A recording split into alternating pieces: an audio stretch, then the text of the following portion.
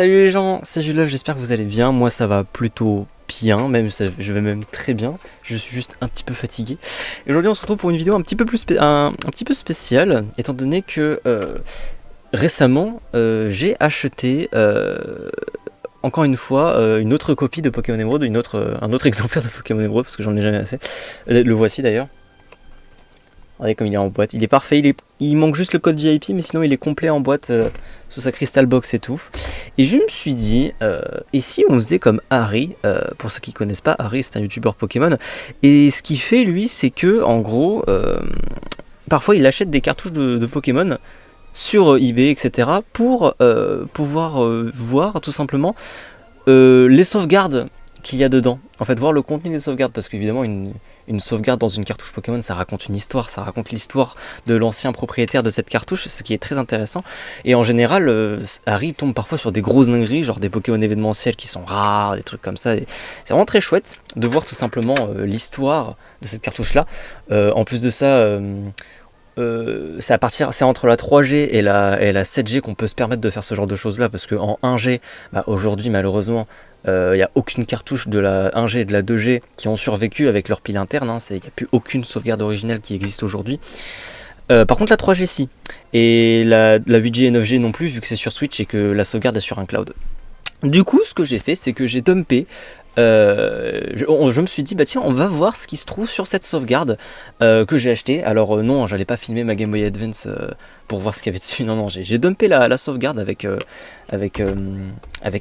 GBA Backup Tools. Et je l'ai foutu sur un émulateur, comme ça on va pouvoir voir ça tranquillement ensemble. Alors j'ai quand même regardé juste cet écran là, voilà, pour que j'ai une idée du Pokédex, du nombre de badges, des heures de jeu, parce que s'il y avait 5 minutes d'heures de jeu, enfin s'il y avait 5 minutes de jeu, ça sert à rien de faire cette vidéo là. Donc là on a une sauvegarde au nom de John, donc j'imagine, donc c'est en bleu, donc ça veut dire que c'est un avatar masculin. 34 heures de jeu, c'est pas mal, pour les 8 badges c'est suffisant pour finir le jeu j'imagine. 37 Pokémon dans le Pokédex, pour quelqu'un qui ne souhaite pas finir le Pokédex, c'est... Bon, en général c'est la moyenne on va dire. On va voir au niveau des options. Alors au niveau des options, on est en OK, on est en choix, on est en mono. Au début, il n'y avait aucune fenêtre. Quand il y avait le message comme quoi la pile interne était épuisée, je me suis dit, oh, ça... Enfin, quand il y avait le message de la pile interne, j'ai vu que le cadre était le neutre, et je me suis dit, le cadre neutre, enfin, c'est plutôt rare que les joueurs ne changent pas le cadre, parce que c'est quand même cool de pouvoir changer le cadre comme on veut. On va mettre un petit cadre sympathique, on va mettre ce cadre là, tiens, c'est un de mes préférés. Ok, donc c'est parti. Et oh, alors ça c'est très intéressant. C'est très intéressant, mais en même temps ça me fait très peur, parce que on vient de sortir de l'échange. Enfin je veux dire, c'était un échange en link. C'était soit un échange, soit un combat, soit un centre de trop. Enfin centre de trop c'est un échange. Soit... Enfin... Est-ce qu'on n'aurait pas affaire à quelqu'un qui a littéralement échangé tous ses Pokémon pour les foutre sur une autre cartouche? C'est possible. Tout n'est pas perdu, mais ça me fait un peu peur. Alors on est dans quel... Oh, alors ça c'est le centre Pokémon... Oui, c'est le centre Pokémon de la zone de combat. On va voir après s'il a fait des zones de combat ou quoi. Bon, on va finir quand même par le plus excitant, c'est-à-dire l'équipe et le PC. On va voir un petit peu ce qu'il y a d'autre. Alors, donc voyons voir, commençons par le commencement. Putain, faut que je... Attendez, mes bindings de touches ne sont pas encore faites. Parce que là je suis sur Visual Boy Advance et d'habitude je suis sur MGBA. Je sais pas pourquoi j'ai mis ça sur Visual Boy. Input, configure. Alors, up. Attends. Up, down, left, right. A, B, R, L. Select, start. Voilà, c'est bon. Ok, donc du coup, voyons voir mon petit John. Ok, donc on a bien tenté des petites choses sur la zone de combat, étant donné qu'on a 6 points de combat. On a tous les badges, on a 344 Poké-Dollars, c'est pas ouf. Et on a fait quand même 21 échanges de Pokémon. Est-ce que c'est des échanges d'époque? Ça m'étonnerait, ça serait quand même vachement cool par contre. Ok, d'accord, pas mal. Voyons voir dans le sac. Qu'est-ce qu'on a dans le sac? On a des repousses, on a un petit stack d'hyper potions. Ok, est-ce qu'on a la Master Ball? Non, on n'a pas la Master Ball, on a acheté pas mal de Chrono Ball. Alors niveau CT, moi ça m'intéresse niveau CT. Alors niveau CT, on a Toxic, cool, Vibraquois, Giga Ascension, Soleil, Séisme. On n'a pas utilisé Séisme, c'est cool ça. Ballon casse-brique, Aéropic. Ok, c'est pas mal tout ça. Merde, j'ai pas encore tout vu. B, ok, B citrus, ok, ça c'est les B classiques. En objet rare, qu'est-ce qu'on a? Si on a des objets événementiels, c'est incroyable. Hein. Météorite, on n'a pas rendu la météorite. Bizarre. Fossile griffe, on n'a pas non plus utilisé le fossile griffe. Ok, bon. Ok, dac. C'est bien pour tout ça. On va aller voir les objets du PC. Peut-être qu'il y a des objets dans le PC. Qu'est-ce qu'il y a on a les pierres générales. Ok. Moi aussi, je mets en général les pierres. Je vois que monsieur sait un petit peu utiliser les objets du PC. Ok, c'est plutôt chaud. Donc on est à la zone de combat. On va aller voir. Je me suis dit on va aller voir la pension, mais bon, on a besoin d'un Pokémon avec vol et. Bon bah on va aller voir l'équipe. Ok. What the f. Ok, ça c'était inattendu.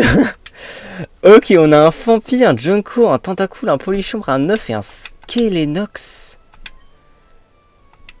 Et pourquoi j'arrive pas à... Attendez, parce que ma touche A ne fonctionne pas. Ok, c'est bon, j'ai réglé le problème. Visiblement, la touche A ne fonctionnait pas. Mais bon, on a un Fampi, un Junko, un Tentacool, un Polichombre, un œuf et un Skelenox. Le Junko niveau 100 m'intrigue beaucoup. On va faire ordre par ordre. Alors, un petit Fampi, donc c'est le Fampi du parc Safari. Ok, bon, tout de suite, on a le Junko. Donc, c'est le Junko, c'est le starter, hein, rencontré au niveau 5. Ok, j'ai un peu peur pour les attaques. Il a 2 rubans, ok. Oh, qu'est-ce que c'est que ce set de merde. Pourquoi vous donnez coupe, putain? Pourquoi est-ce que vous donnez coupe, hein? Coupe, lame-feuille, tunnel, séisme. Bon, j'imagine qu'il a fait la ligue avec, hein, mais bon. On a un Tentacool, bon lui c'est le CS Slave j'imagine. Ok, moi aussi j'avais un Tentacool en CS Slave quand j'étais gamin. Un petit Polichombre attrapé comme ça je pense. Un petit Skelenox, ok, et c'est tout, ok. Bon bah un peu aléatoire, hein. Alors il y a l'œuf quand même. Qui va pas tarder à éclore. Obtenu lors d'un échange. Oh, ça c'est intéressant par contre. On ira sur PKX après pour voir ce qu'il y a dans l'œuf. Hein, je vais pas me faire chier à le faire éclore. On va aller sur PKX, en plus ça va nous donner plus d'infos sur la sauvegarde. Et on va aller voir de suite ce qu'il y a dans le PC, ce que j'attends depuis toujours. Alors, qu'est-ce qu'on a? Les gars. Oh, ok, d'accord. Attendez, quoi? What? Il y a un Lugia. On a un Lugia 62, mais c'est pas le Lugia de XD, il s'appelle pas comme ça. Obtenu lors d'un échange à la Master Ball. Mais oh, c'est alors c'est intéressant parce que à ma connaissance, il n'y a aucun Lugia en dessous du niveau 70 que tu peux attraper. Lors d'un échange, vous pouvez obtenir que Lugia via le Roc Nombri. Mais par contre, alors ça se trouve, on peut renommer le Lugia de XD en Lugia.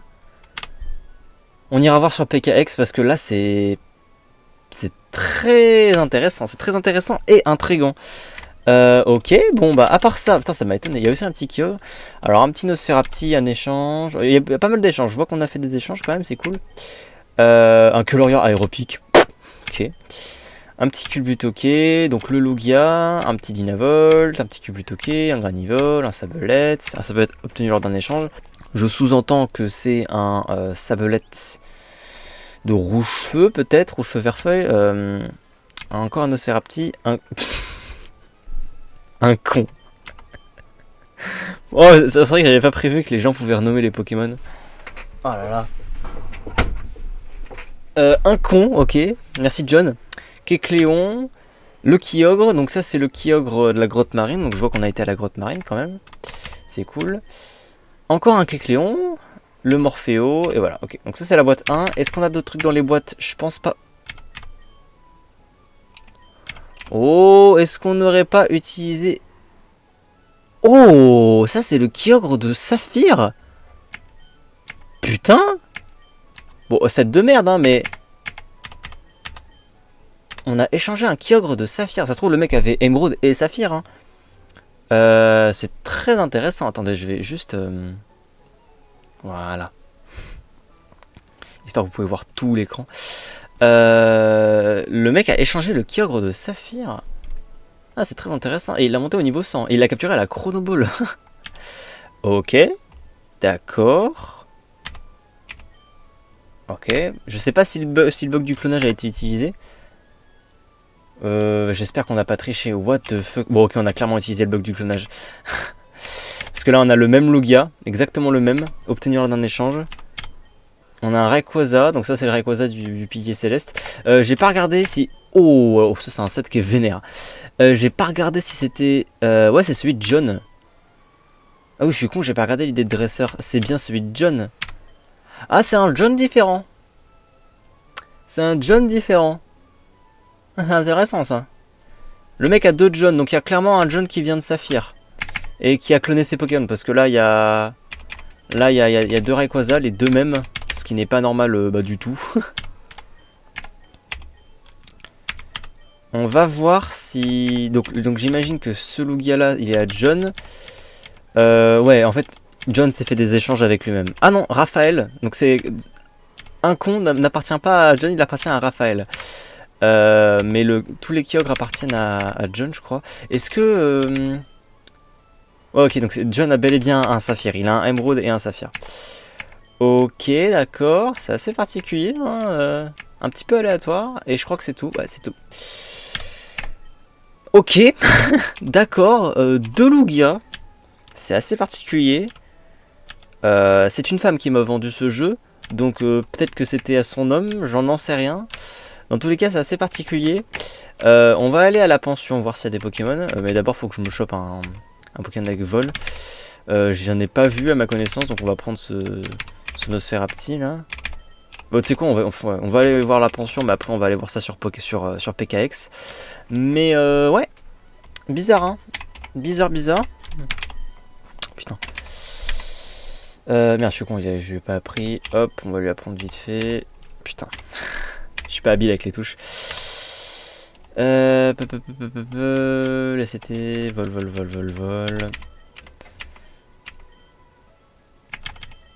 Oh putain, Nosferatu peut pas prendre vol. Bon vas-y, on va aller sur PKX. Ok, on va se retrouver sur PKX de suite. Donc j'ai la sauvegarde là. Ouvrir avec PKX. Où es-tu PKX? Où est-ce que j'ai foutu PKX d'ailleurs? Où est-ce que j'ai foutu l'exécutable de PKX? Ah, il est là. Ok. Dans documents. Ouais, dans documents PKX, oh, ça se tient. Documents PKX. Ok. Avec PKX, on va vraiment pouvoir voir tout ce que le jeu nous cache. Hop, voilà. Ok, donc PKX. Qu'est-ce que PKX nous cache de beau? Alors, donc moi je vous propose de voir le Lugia. Moi le Lugia c'est ce qui m'intéresse le plus. C'est un Lugia qui est légal déjà, donc c'est assez particulier. Voyons voir. Si t'as Dark Eye... Ah, donc c'est bel et bien dans Pokémon XD, d'accord. Ah mais oui, on le rencontre dans... Ah, donc on peut le renommer. D'accord. Ah, je savais pas. J'ai pas encore fait Pokémon XD, donc je m'y connais pas trop. Je sais que OO c'est pour Colosseum et Lugia c'est pour XD. Après je peux peut-être me tromper. Hein. Donc ok, donc ça vient de XD. On peut le capturer à la Master Ball. Mais en fait moi c'est juste que normalement le Pokémon Lugia quand on l'extrait il s'appelle 0x machin, je sais plus quoi. Mais visiblement on peut le renommer. Ok. Donc c'est un Lugia qui est légal. C'est cool. En vrai c'est cool. Qui a appartenu à John. Ok, très bien. Merci John. Donc un Lugia de Colosseum. Agréable surprise. Très agréable surprise. Ok, donc on va voir maintenant pour Kyogre. Donc ça c'est le Kyogre de John, donc j'imagine qu'il a été rencontré voilà, sur Emerald. Lui aussi il est légal, il n'y a pas de souci, donc il n'a pas été échangé. Celui-là par contre il a été croisé voilà, dans le cave d'origine, Timer Ball, donc dans Saphir. Ok, il a été croisé dans Saphir. Je vois qu'on l'a quand même... Donc ok, donc à mon avis, ouais, vu que 510 max de V avec la pièce rune, à mon avis on l'a utilisé pour farmer de l'argent. Et vu la répartition des EV, je reconnais les EV de la ligue. Donc ce Kyogre au niveau 100 est bel et bien légal, ce qui est assez cool. Il a pas été, on n'a pas cloné des super bonbons, même si ça aurait été possible, hein, vu qu'on a plusieurs Rayquaza. Celui-là, donc j'imagine que c'est le même, voilà, il a été cloné, et ça c'est le Rayquaza de... Oh, est-ce que ça... Alors, ça c'est le Rayquaza de Saphir. Est-ce que ça voudrait dire donc qu'on n'a pas capturé le Rayquaza de cette sauvegarde? Rayquaza est encore en train d'attendre au pilier céleste. Ah, c'est intéressant ça. Ok, d'accord. Donc, bon, par contre, on l'a quand même... on l'a un petit peu entraîné. Hein, il est proche... Ouais, il est niveau 84, donc on l'a clairement bien utilisé. On lui a même mis des attaques assez vénères. Je pense qu'on a utilisé les CT les plus intéressantes sur lui. Et c'est tout pour le PC, ok. Donc pour la partie, enfin pour l'équipe, ce petit Sceptile, donc il a été rencontré sur Saphir.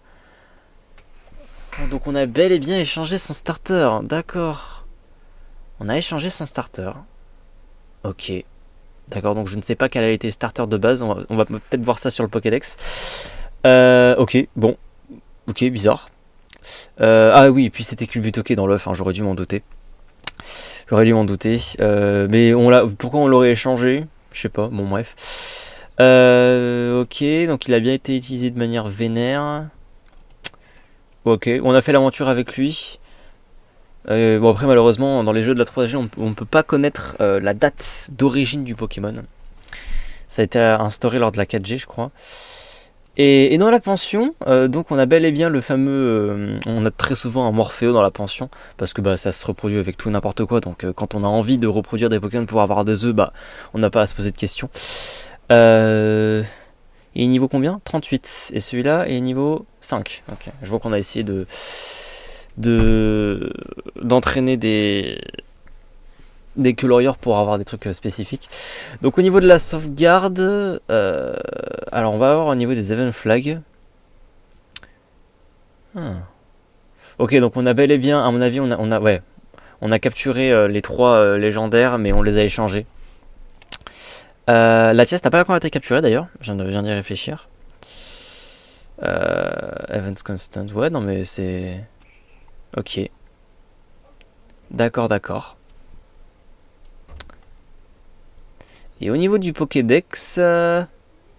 ok, alors au niveau du Pokédex, alors attraper... Alors oui, Sin. Moi c'est les attrapés qui m'intéressent. On a Lugia. Ok, donc on a bel et bien... Ok, on a utilisé Gobu pour Sensateur, on a choisi Gobu. Ah non! D'accord, donc on n'a pas capturé Latias. Par contre, on nous l'a échangé et on l'a rééchangé derrière. Même chose pour Latios. Bizarre, hein?